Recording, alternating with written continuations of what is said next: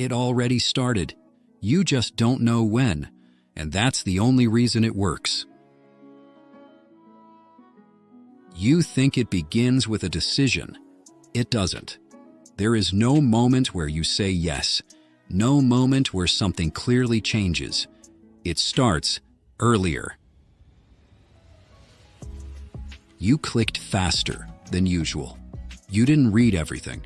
You chose what felt easier, not what you thought longer about.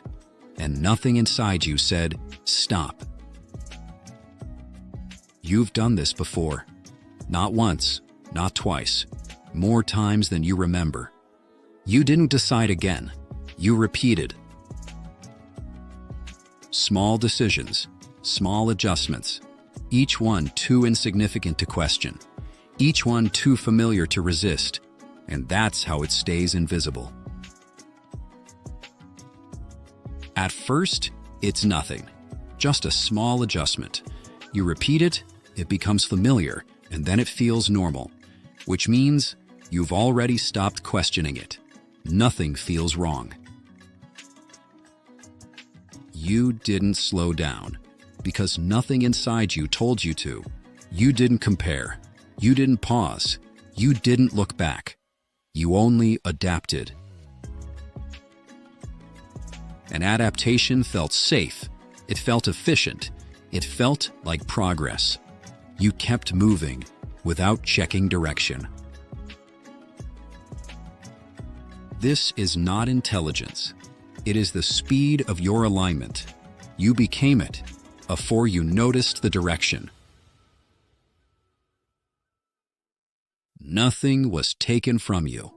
That's the part people misunderstand. There was no loss, no visible train. You still have your choices, your preferences, your opinions. They feel obvious now, and when something feels obvious, you defend it. Not because it's right, but because it's yours, even if you don't remember when it became yours. And that's where it already happened. Not when you agreed, not when you chose, but when you stopped noticing the difference between what you decided and what simply felt right. You're not looking for the moment anymore because you assume it didn't exist, but it did. You just didn't mark it, and what isn't marked doesn't feel real. It didn't start when you think.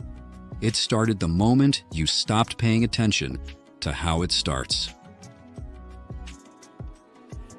Nothing forced you. That's why it worked.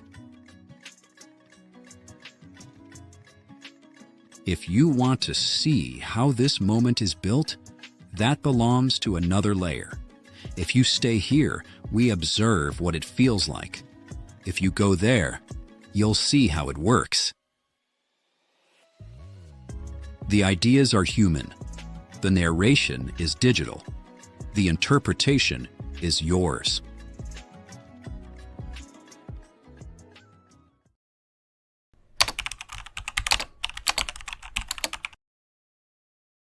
You didn't decide to change.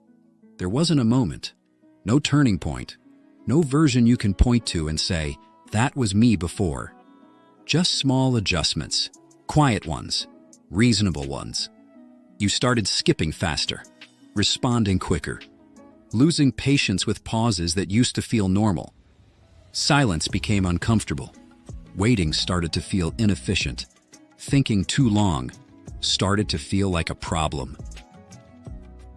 And none of this felt wrong. It felt like improvement. Think of it as a background update.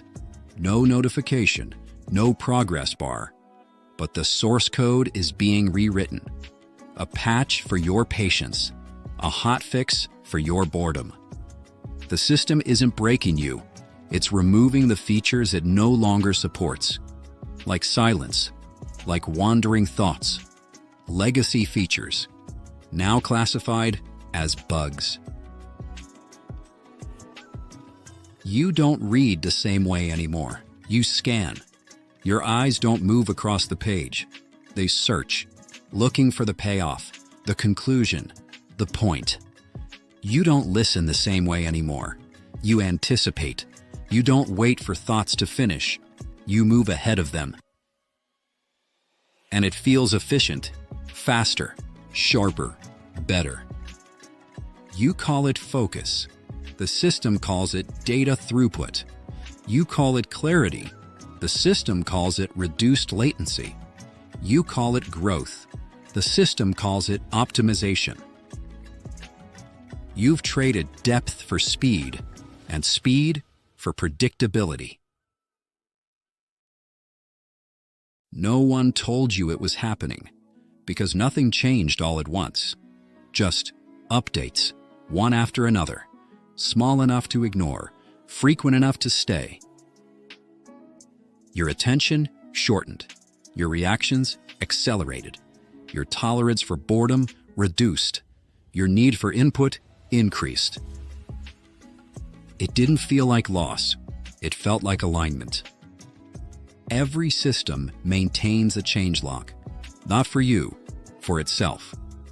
Removed, extended focus, deprecated, idle thought, disabled, unstructured time. Added, constant input, improved, response speed, optimized, behavioral loops. The most successful update is the one that feels like your idea. At some point, something else begins to happen. You start preferring this version of yourself, the faster one, the responsive one, the one that fits the pace, the one that doesn't pause too long, doesn't drift too far, doesn't stay anywhere for too long. The system doesn't need to control you. It only needs to define what feels natural.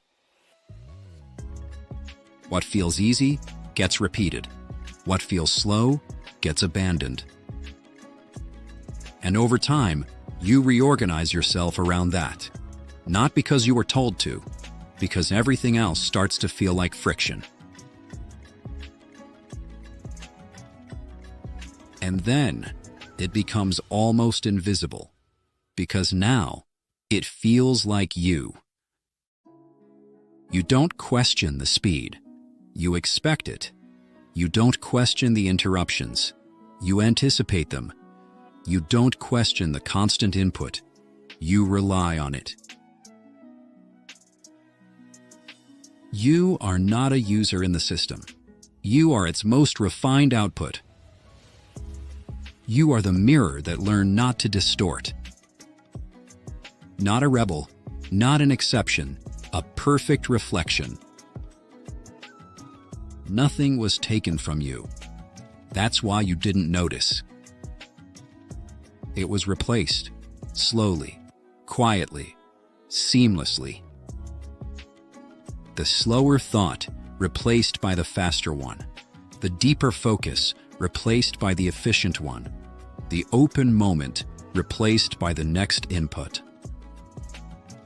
Every replacement felt justified, reasonable, necessary, until the way you function stopped being something you chose and became something you maintain.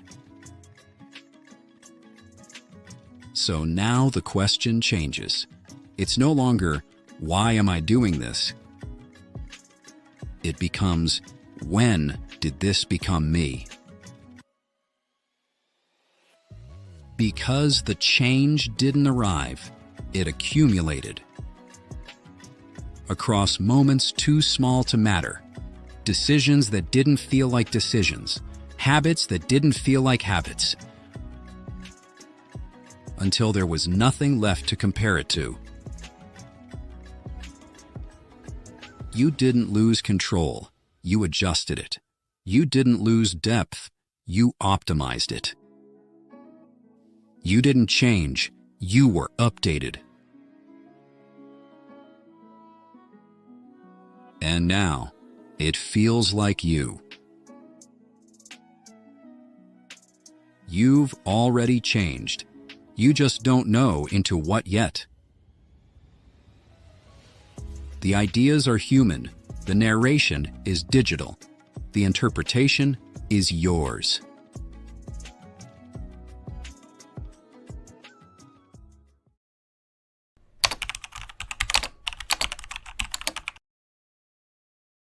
This video did not appear by accident. You did not just press play. Something predicted that you would. And now that you are here, the test has already started. You think you just opened YouTube to watch something, but before you even decide, the test has already started. You have had this moment before. You open the app, and the first video feels exactly right. Not interesting, not surprising, just right. That first video you see, it is not random. It is a probe. If you click, it learns one thing. If you hesitate, it learns another. If you scroll past it too fast, that tells even more. The same happens on TikTok. You don't search, you react, and every reaction is recorded. Netflix does not just show you something to watch. It measures how long you resist before you give in and choose what feels easier. Spotify does not just play music. It tests how far your taste can move without you noticing. You skip a track? That is feedback. You replay it? That is confirmation. You think you are choosing, but you are answering questions you never heard being asked. This is not about control. It is about patterns. And patterns do not need permission.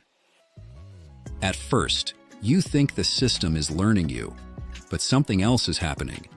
You start adjusting, not consciously, subtly. You stay longer on certain videos. You skip faster. You develop a rhythm, a pattern of attention. And after a while, you stop noticing the pattern because it stops feeling like a pattern. It starts feeling like you. It's not building a copy of you. It's building an echo. And an echo is always cleaner than the original. No hesitation, no doubt, just your reactions, refined. You scroll through your feed and it feels familiar because you are not looking at the world. You are looking at a version of yourself that has been simplified. Your taste sharpens, your interests narrow, your reactions become predictable, not because you lost control, but because control became unnecessary. No one lives outside the system. Some people simply learn to see the architecture. The rest just feel like themselves. This is the part most people get wrong. They think this is about control, about manipulation, about someone pulling the strings. It is not. Control is visible. Control creates resistance. What you are experiencing is something far more efficient. Design. Design does not control you. It removes the need to. Not a system that forces behavior, a system that makes behavior feel natural. It doesn't tell you what to do. It shapes what feels right to do. And when something feels right, you do not question it. You repeat it. You were never forced. You were guided. You were never controlled.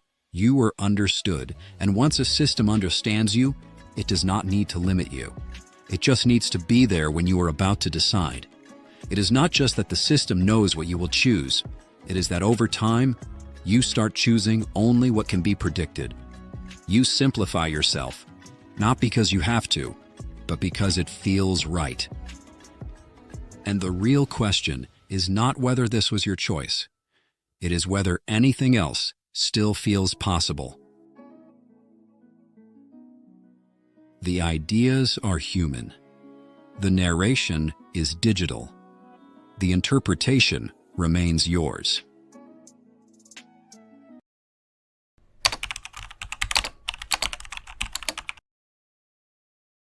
You probably didn't search for this video. It found you. A system more complex than your own nervous system predicted that you would watch it. The system predicted your pause, your curiosity, even the exact second you would decide not to scroll away. Control didn't disappear. It changed its interface. It stopped wearing uniforms. It started wearing a label that says, recommended for you. The modern system doesn't command behavior, it predicts it. Prediction is quieter than control, and far more efficient. When behavior becomes predictable, freedom becomes easier to design. Before we go further, this is not a theory, and it's not an accusation. It's simply an observation about how modern life feels from the inside. At first, it doesn't feel like control. It feels like convenience. Everything becomes easier. Choose what to watch. Choose what to buy. Choose who to follow. Choose who to become. Every platform offers you a better version of yourself. More productive, more successful, more interesting, more understood. And slowly, without anyone asking you to, you start optimizing your life inside the options you were given. Convenience is the most elegant form of guidance. When something makes life easier, we rarely question it. We adapt, not because we are forced to, but because resisting convenience feels irrational. And that is how systems scale, not through pressure, through preference. Imagine a city where every road feels different. Different lights, different music, different scenery. But every road quietly leads to the same square. You feel like a traveler, but you are just a ball inside a beautifully designed pinball machine, admiring the lights while the system controls the direction of every bounce. You don't choose your interests anymore. You subscribe to an aesthetic. Minimalist, stoic, biohacker, productivity addict. You don't build a life, you select a template. The system does not hate individuality. It harvests it. Your uniqueness is the fuel for its precision. A person who is simply a person is noise. A person who is a clearly defined pattern is a clean data set. You are not being oppressed. You are being optimized. The system studies everything. Every click, every pause, every hesitation. All of it becomes information. Patterns emerge. Preferences become predictable. Soon the system begins to anticipate you. It shows you what you are likely to want before you even ask for it. The interface starts feeling personal, almost intuitive, almost helpful.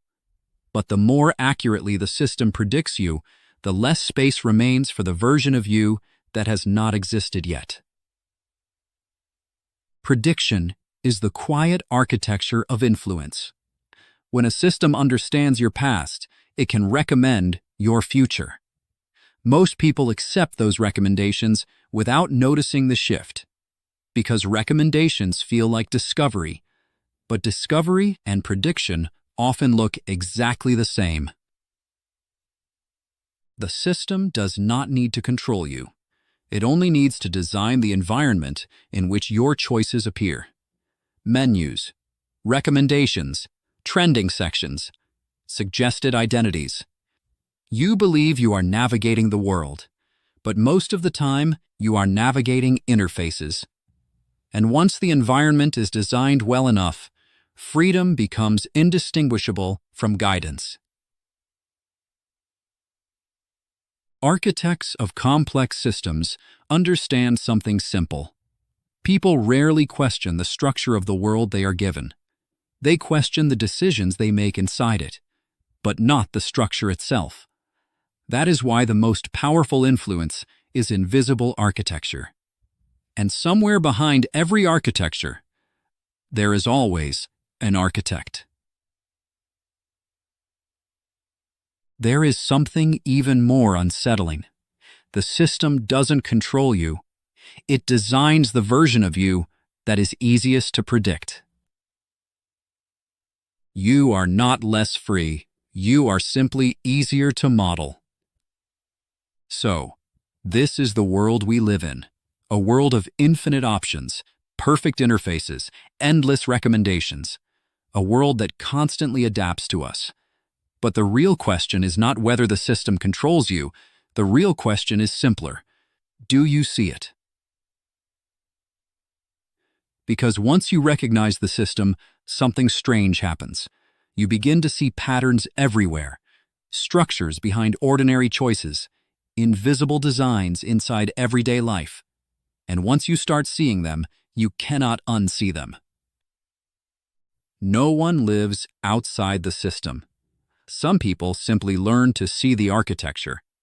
You cannot leave the system. You can only decide whether you see it. Recognition is voluntary. The ideas are human. The narration is digital. The interpretation remains yours.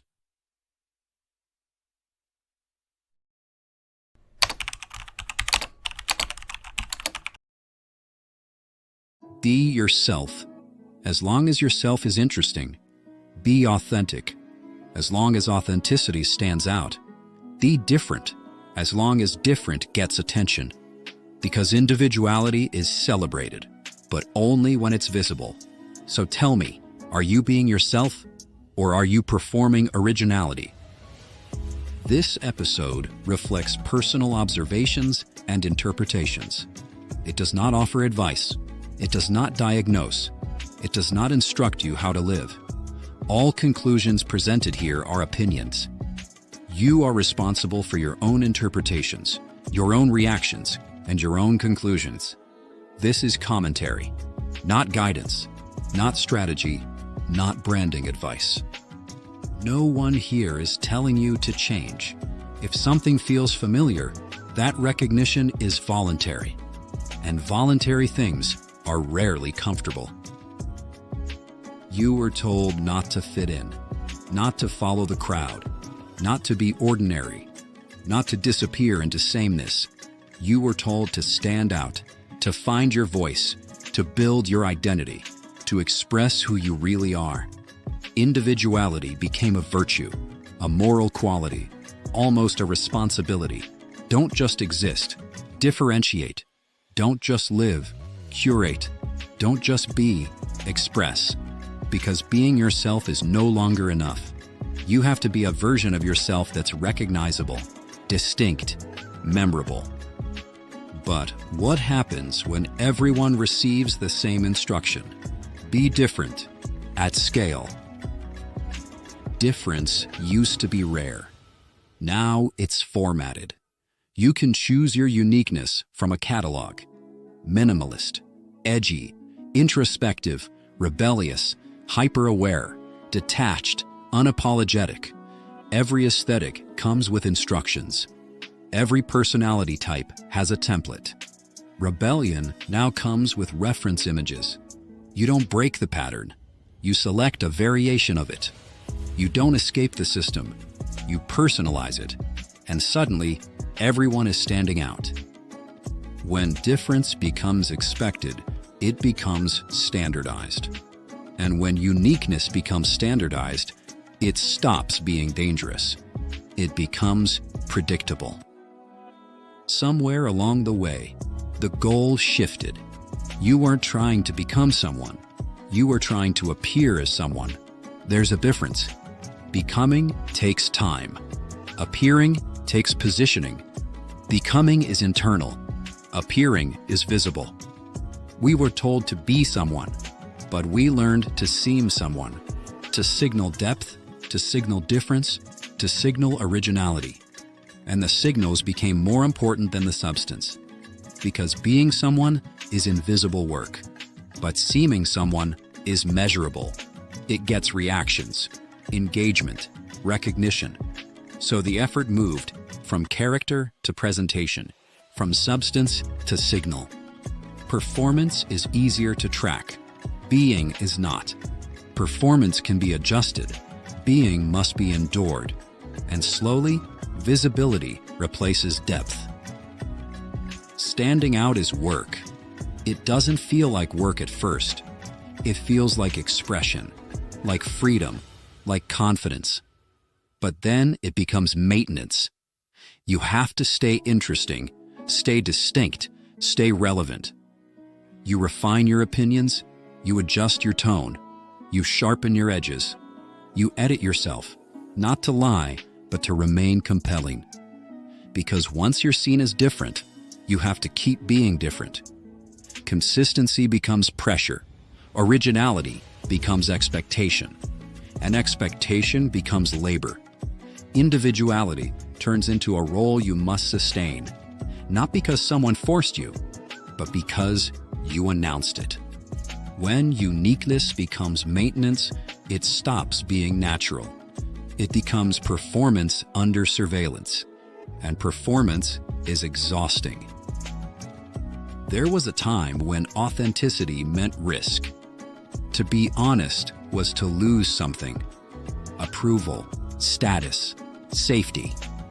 Now, authenticity performs. It attracts attention, builds trust, creates alignment. Honesty became efficient. Vulnerability became strategy. Rawness became aesthetic. And once something gains value, it becomes optimized. You start asking subtle questions. Is this true, or is this effective? Is this who I am, or is this compelling? Is this honesty, or is this positioning? Because when authenticity gains rewards, it slowly becomes calibrated, measured, refined, adjusted for impact. The moment honesty improves performance, it stops being innocent. And when innocence disappears, authenticity becomes technique, not truth. Maybe the pressure isn't to be someone. Maybe the pressure is to be seen as someone, to be recognized, defined, positioned. But being someone doesn't require witnesses. It requires endurance. It requires depth that isn't optimized. It requires consistency that isn't curated. Maybe the most radical thing now is not to stand out, not to brand your difference, not to perform authenticity, but to become someone without announcing it, to build character without broadcasting it, to be someone even if no one is watching. Because performance needs an audience. Being does not. And what doesn't need to be displayed often lasts longer. If you stay here, we'll keep examining what modern culture does to the human interior.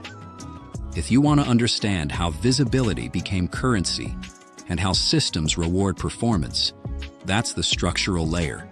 That's Dark Side Protocol. Link in the description. Interpretation remains yours.